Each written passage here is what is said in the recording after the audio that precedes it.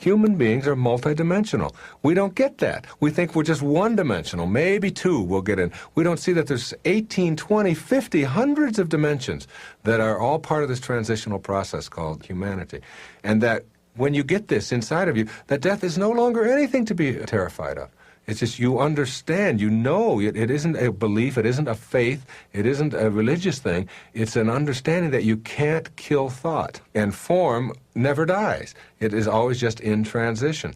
And if you just ask yourself the question, am I a body with a soul, or am I a soul with a body? And if you know that you're a soul with a body, if you know that you aren't this body, and that you've been in many bodies already. You've been in this little body, and then in this 12-year-old body, and this 18-year-old body. You've been in all these bodies. When there's no form left to any of them, you take on a whole new approach to this terrifying thing called aging or dying. I had to address the Florida Council on the Aging last week. I was the keynote speaker. And I got up there and I said, and there were all of these people who work with aging people and all of these older people and so on. And I got up and my opening line was, "You've asked me to be the keynote speaker on a subject that I don't believe in. I don't believe in aging. You can't age thought. You can't age spirit. You can't age divinity. You can't age feeling. You can only age form." And I know that's not just me. And that's what this whole thing is about. That's really what we're talking about. Understanding that who you are, because you can't touch, feel, grab, and do all that stuff you can do with that pile of bones and gristle and veins and things like that. And because you can't get a hold of all of that, doesn't mean that it doesn't exist, any more than the wind doesn't exist because you can't get a handful of it. No one has ever seen the wind. You can't see wind. You can't hold wind. You can't smell wind. You can't touch wind. You can only see the results of wind. That's all. You know that wind exists, but nobody's ever seen wind. How can you do that? So it exists independent of whether you can touch it or grab it or not. And as you get into this awakening process, this highest level that frees you from all of the stuff that immobilizes most people, all of the anguish, all the depression, all of the having to get ahead, all of the accumulation anxieties, all the type A behavior and the hurry sickness that we suffer from, that stuff becomes something in the past that is just thought. It's just there. And you'll never, ever be knocked around by it again. So thought is an endless energy that goes on and on. And if you know that that's who you are, this ability to think. And for the skeptics, I would suggest to you that what you do is you think about everything that's ever happened to you up until this moment and understand that all of it, up until right now, in this moment that you are alive, is in the realm of thought. You can't touch any of it. You can't have any of it. And yet it's very real for you. You can get very emotional about it. You can have experiences through that thought, but you can't ever have it. You can't ever touch it in the form sense. So that your whole experience of your past up until this very second is all in thought and nothing more, right? And yet it's very real. And then I would say to you that to think about everything that's going to happen to you from this second on and to understand that that's also nothing more than pure thought. You can't have any of that. You can't touch tomorrow. You can't get a hold of your goals. You can't have those and dissect them and treasure them. You can't take tomorrow's BMW and drive it. That's all just thought. And yet you can also have the experience within your form, within yourself, through thought. So your whole past and your whole future are a thought. So that only leaves you with now. Then what you do is you look at now and you look at all the things that are important to you, that you want for yourself. And you start with your children and your wife or your husband and your co-workers and your parents and all of these people. And you understand that the only way you can ever experience them in the moment is through thought. Through your mind. You can't do it any other way. You can't get behind their eyeballs and be them. That's the limitation of form. So you can only do that through thought. And then you take all of the stuff that you want to accumulate and you begin to see that that's only thought too. That's only thought. You can't be a diamond. You can't be a new house. You can't even have it. You can't even own it. It is only in your mind that you do something with it. And you can experience it, but you can't have it. Now you get to this place where you understand there are no limits on me because I can think anything I want. Now you're looking at new rules. New rules. Here are the rules. There are no such thing as cause and effect. Now we live by cause and effect in form. You do this and it causes this and physical form is altered by this and that. But in thought, You don't have to have a cause and effect. In other words, if you're doing something in thought and you want to change the thought to something else, or if you're right now in Chicago but you want to be in Afghanistan, you just go there. You can go there and you don't have to get on a train, and you don't have to fly. You don't have to do any of that. In thought, you don't have to have cause and effect. That place of no limits is how you start looking at everyone and everything in the universe. And you begin to look at all the stuff that we get really hung up with owning. And you start saying to yourself, if it's in my life, it's fine. And if it's not, that's okay too. And you look at your relationships and you find out that almost everything you fight about, you're fighting about stuff that doesn't even exist, isn't even real for you. What's real is just how you think and what you fill yourself with. And if your thoughts are harmony and ease and serenity and love, and that's all you have to give away, then that's what you start giving away. You can be anything, you can do anything, you can go anywhere. I think of it like an actor on a stage. You sort of see your form going through these motions. Like, we produce a series of tapes, all right? So that's one of the motions that it goes through. In order to do that, we got to fly to Chicago. In order to do that, you got to drive through rainstorms. And you just sort of watch your form go through all of these things. But there's another part of you, the real divine part of you, the real you, that sort of just stands back like an actor on a stage and says, these are just emotions that I'm going through, but that isn't really me. I'm much more divine and much greater than all of that. I'm much bigger and grander than all of that. And you start seeing the perfection behind everything that you're doing. And you never worry again about your form wearing out or about dying or any of those things. They become meaningless. The world you live in is an intelligent system in which every moving part is coordinated by every other moving part. There's a universal life force that supports and orchestrates everything. It all works together in perfect harmony. You are one of those moving parts. You showed up here in this body that you inhabit, precisely on time. Your body will leave here with the same precision. You're an essential piece of this complex system. Here you are in this intelligent system that has no beginnings and no ends, in which all of the galaxies move in harmony with each other. You must have shown up here for a reason. Khalil Gibran said, when you are born, your work is placed in your heart. Take a moment right now and point to yourself. Your finger is very likely pointing right at your heart, not at your brain, but at your heart. This is who you are. The constant beating of your heart in and out and in, is a symbol of your infinite connection to the always present heartbeat of God, or the universal intelligence. Your left brain calculates, figures things out, analyzes, and comes up with the most logical choices for you. It thinks. Your right brain represents your intuitive side. This is the part of you that goes beyond reason and analysis. It's the part of you that feels things, that's sensitive to love, that's emotional about what's important to you. Your right brain allows you to tear up as you hold your babies or bask in the beauty of a glorious day. Your left brain can analyze it, while your right brain lets you feel it. Pick a situation and ask yourself if what you know or what you feel is most important to you. Generally, what you'll take care of first depends on the situation and circumstances you're in.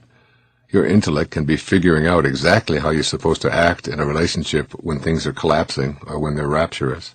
And then there are times when what you feel will supersede what you know.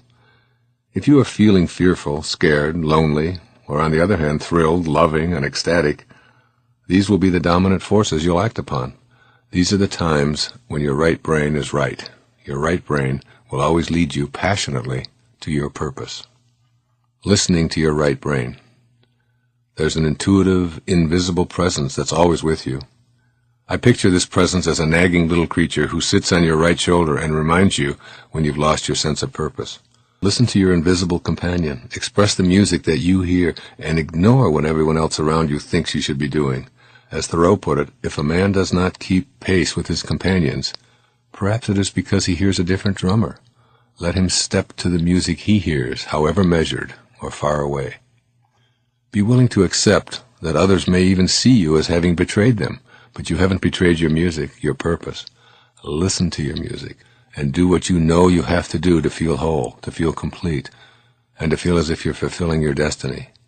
You'll never be at peace if you don't get that music out and let it play. Let the world know why you're here, and do it with passion.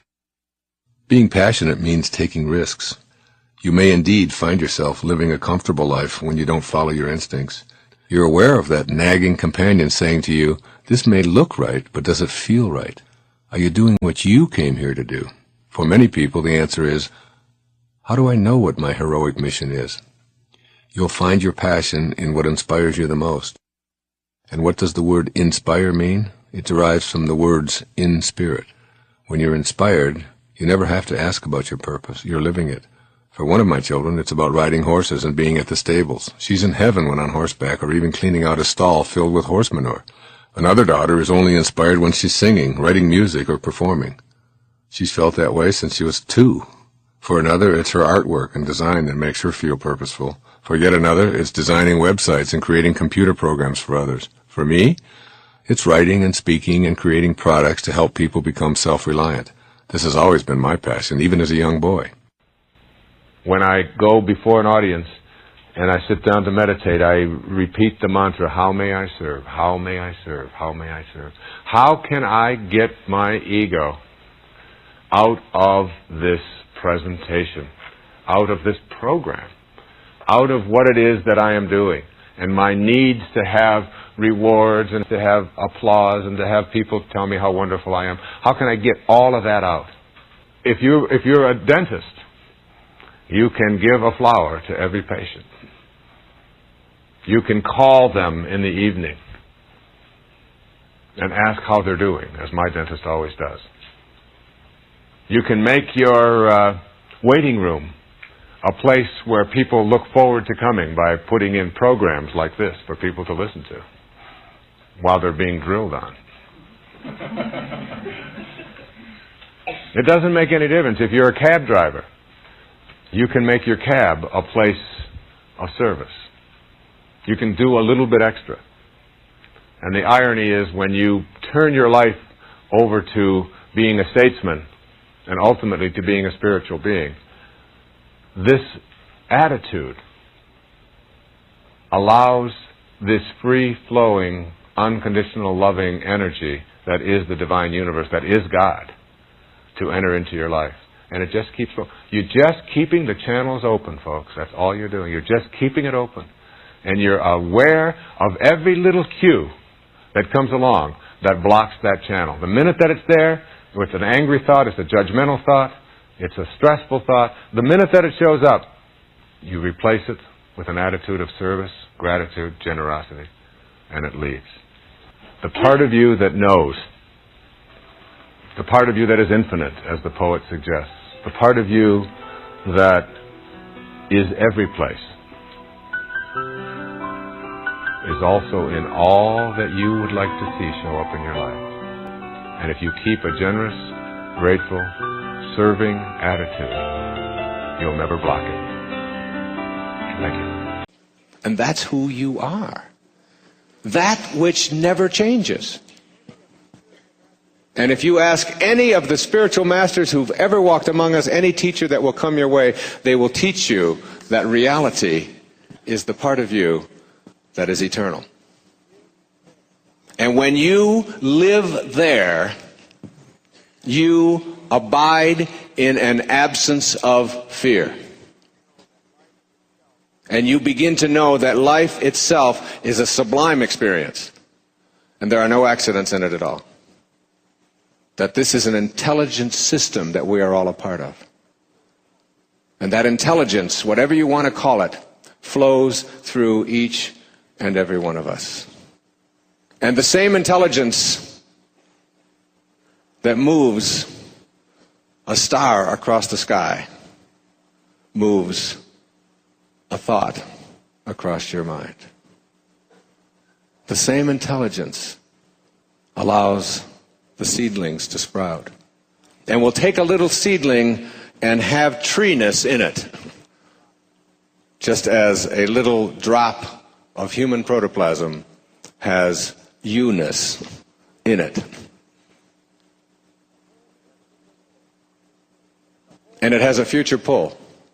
And the whole physical domain is handled in that drop of human protoplasm. When you will show up and when you will leave. It's all in there. The thing that makes you a member of something called higher awareness is that you, unlike a tulip bulb, which has its future pull built into the bulb, You get to decide. You get to decide on the pictures. And you get to determine what your life truly is, not what this garage where you park your soul is all about.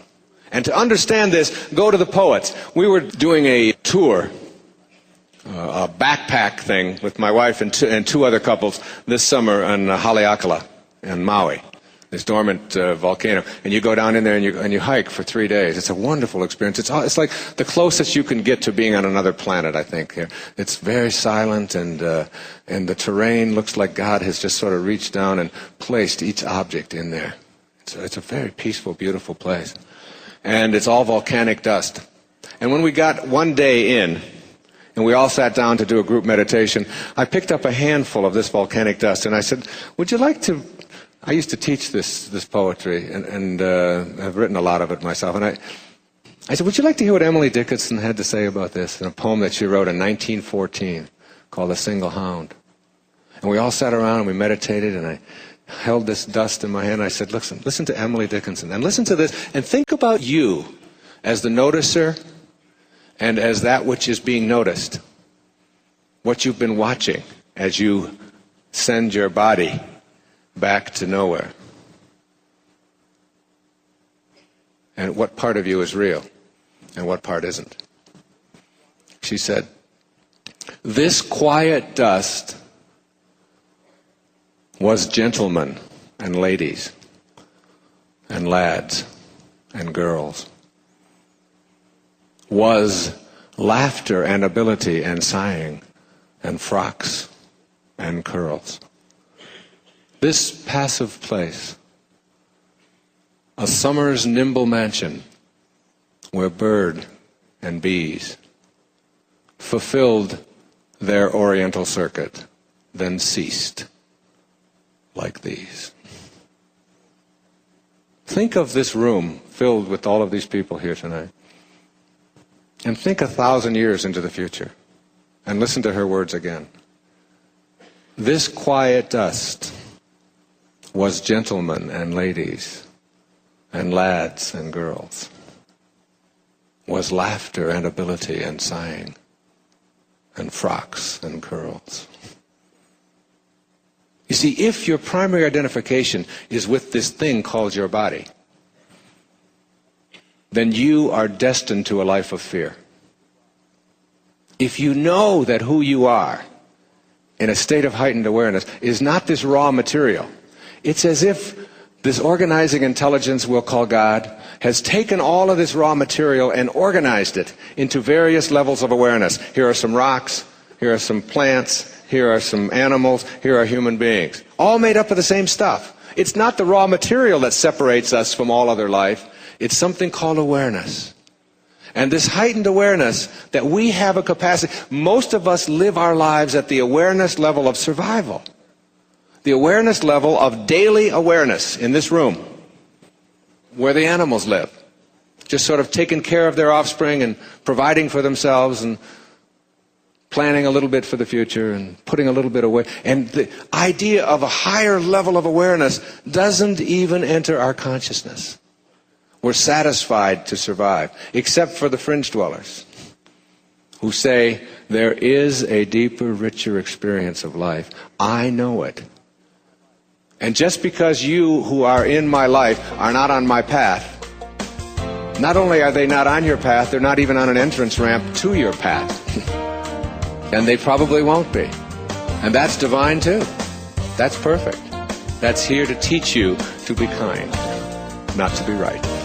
Principle number 1. Be independent of the good opinion of others. There are many well-meaning people in our lives who have ideas about what we should or shouldn't be doing. Relatives tend to be specialists in this area. If we let them guide us with advice that isn't congruent with our inner calling, we'll suffer the anguish, the slings and arrows, if you will, of an uninspired life. Each of us can feel what we're being called to be. When we pay attention, we can hear our own impatient voices coaxing us to pay attention and complete the assignments we brought with us from the world of spirit. But when we allow the opinions and dictates of others to determine what we're doing or what we're going to be, we lose sight of our objective to live an inspired life. We need to determine for ourselves exactly how much we've allowed others to decide issues such as what we do, where we live, with whom we live, and even how we're treated. We must know that absolutely no one else truly knows and feels what we're here to accomplish. So we must give ourselves permission to hear our inner guidance and ignore the pressure from others. Principle number 2, be willing to accept the disapproval of others. Logically following the previous principle, this one notes that we're going to incur the disfavor of many people when we follow our inclinations to be in spirit and live the life we came here to live. This isn't a selfish or a cynical attitude. When we begin to follow our ultimate calling, there will be a lot of resistance. In fact, the purpose of the slings and arrows sent our way is to get us to change our mind and be reasonable, which translates to, do it my way. However, as we gain the strength to ignore the pressure to conform, resistance will diminish and ultimately change to respect. When we steadfastly refuse to think, act, and conform to the mandates of others, the pressure to do so loses its momentum. Principle number 3, stay detached from outcomes. Inspiration doesn't come from completing tasks or meeting goals. In fact, that's the surest way to have it elude you. Returning to spirit, you see, is an experience of living fully in the present moment. Our purpose in life isn't to arrive at a destination where we find inspiration, just as the purpose of dancing isn't to end up at a particular spot on the dance floor. The purpose of dancing and of life is to enjoy every moment and every step, regardless of where we are when the music stops. Yoga Master Sri Swami Sivananda offered the only worthwhile goal I know of when he said that the goal of life is God realization. Now here's a goal that I can live with. After all, this allows me to live in spirit every moment of my life, while simultaneously thinking ahead to the next God-realized moment and the next. As the great Indian sage Ramana Maharshi once remarked, there is no goal to be reached. There is nothing to be attained. You are the self. You exist always. Now this to me is real inspiration. Principle number 4. Know that we need nothing. No things to be inspired. We came into this world of boundaries from a formless energy field of spirit. We arrived here with no thing, no things. We'll make our exit with no things, nothing. And our purpose, God realization, requires nothing, no things. We are all that we need to be inspired and living on purpose, and the things that continue to flow into our lives are just symbols of the unlimited abundance of our source. In other words, these things have no value in and of themselves because everything in the physical world is changing and will dissolve back to nothingness anyway. When we tune in to what we know rather than what we see, we immediately find that every thought of God is repeated throughout the universe. We can watch as some things enter our lives and others leave, all the while remaining in spirit, knowing that all of those things have nothing to do with our state of inspiration. We need nothing more to be inspired, since we're connected to spirit already. The ancient Persian poet Omar Khayyam offered us these words, which summarize this principle that we don't need another thing to be inspired. It's all right here, right now. He said, "Forget the day that has been cut off from thy existence. Disturb not thyself about tomorrow, which has not yet come. Rest not upon that which is no more. Live happily one instant, and throw not thy life to the winds." Principle number 5. Don't die wondering. This principle is extremely important in working toward an inspired life because it motivates us to act. After all, we don't want to be full of regrets because we failed to heed our ultimate calling. Attempting to do something, even if it doesn't succeed, is inspiring because we don't tend to regret what we do, we regret what we didn't do. Even following a futile attempt, we're inspired because we know that we gave it a shot. It's wondering whether we should or shouldn't try something that leaves us feeling stressed and incomplete. Principle number 6. Remember that our desires won't arrive by our schedule. There's an ancient aphorism that goes, if you really want to make God laugh, tell God your plans. In essence, this means that All we desire will arrive in our life when and only when we're aligned vibrationally with the energy of our source. Our ego won't be consulted or get to determine the schedule. Creation reveals its secrets when it's good and ready. Our job is to take the focus off of the when and put it on being connected to our originating spirit. Our job is to stop challenging and demanding responses from God and instead be more like God. Our job is to understand and accept that all of the things that show up in our life, which we often find contradictory or troublesome, are there because we've attracted them. And we need to have these obstacles in order to clear an opening for our true spirit purpose to emerge.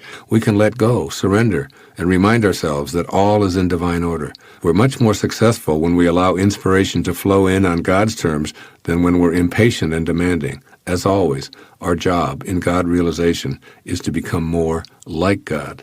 That means surrendering to the timetable that's always perfect, even when it seems to be full of errors. Keep these 6 principles handy and access them anytime you find yourself lacking inspiration. Remember, too, that we're called to this world of inspiration, which beckons us to let go and let God.